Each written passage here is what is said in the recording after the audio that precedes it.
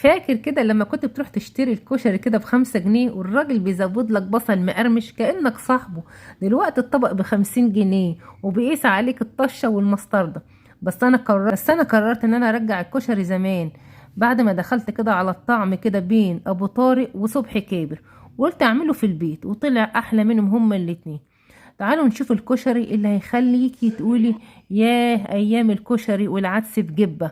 عايزه تعرفي كل الاسرار، وفي مكون سري في الصلصه بتاعه الكشري زي احلى من ابو طارق. خشي على قناه بلاش دريب، دوسي على السهم تحت اسم الفيديو، هتعملي احلى كشري واحلى من بتاع ابو طارق وتحدي. شايفين بقى المعلقه دي مش كده بتضربيها كده في الطبق الكشري كده عادي، لا، ده ديت كده بتوديكي في حته تانية خالص. الطعم كده مش كده زي اي طعم، ده كده بيوديكي في عالم لوحده. مره واحد كان عايز يعمل رومانسي، فراح جاب لمراته طبق كشري، قالت له فين الورد؟ قال لها البصل المحمر، الورد والعدس.